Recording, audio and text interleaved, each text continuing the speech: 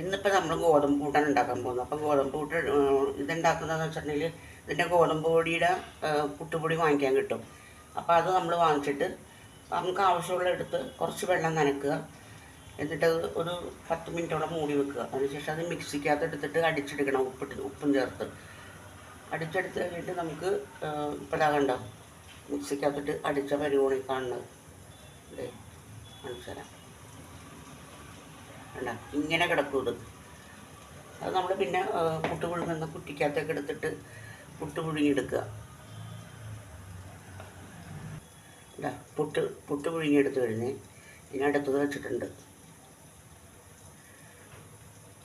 പുട്ട് കണ്ടോ, നല്ല സോഫ്റ്റ് പുട്ടാണ്. കണ്ടോ, ഞെങ്ങി പോകുന്നുണ്ടോ, നല്ല സോഫ്റ്റ് പുട്ടാണ്.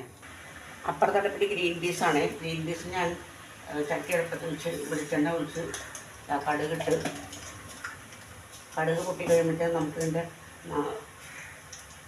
പച്ചമുളക്, ഇഞ്ചി, വേപ്പില, കറി, സവോള ഇതെല്ലാം ചേർത്ത് കൊടുക്കാം.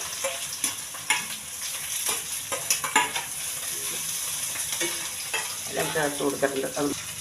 സവോളയൊക്കെ നന്നായിട്ട് മൂത്ത് ഞാൻ മസാലകൾ ഇട്ട് കൊടുക്കാം. മല്ലിപ്പൊടി, മഞ്ഞൾപ്പൊടി, മുളക് പൊടി, ഗരം മസാല, കുരുമുളക് പൊടി, പെരുംജീരകപ്പൊടി, അത് തണങ്ങിയിട്ട് ഈ കുറച്ച് വെച്ച് നന്നായിട്ട് ഇളക്കി കൂട്ടിക്കാൻ കരിഞ്ഞ് പോകുമ്പോൾ തന്നെ അതിന് നമുക്ക് തീ കൂട്ടാം. തീ കൂട്ടിക്കഴിഞ്ഞിട്ട് അട്ടണിയാണ്, അട്ടണി കൊടുക്കണം.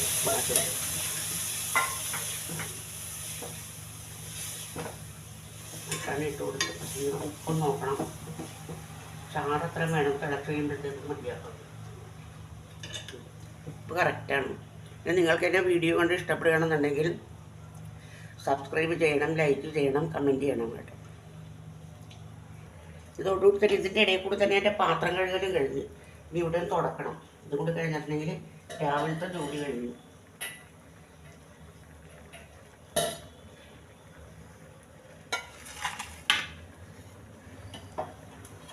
തുടച്ച് കഴിഞ്ഞു. നമുക്ക് തുണിയും കൂടി ഒന്ന് കഴുകിയിടണം.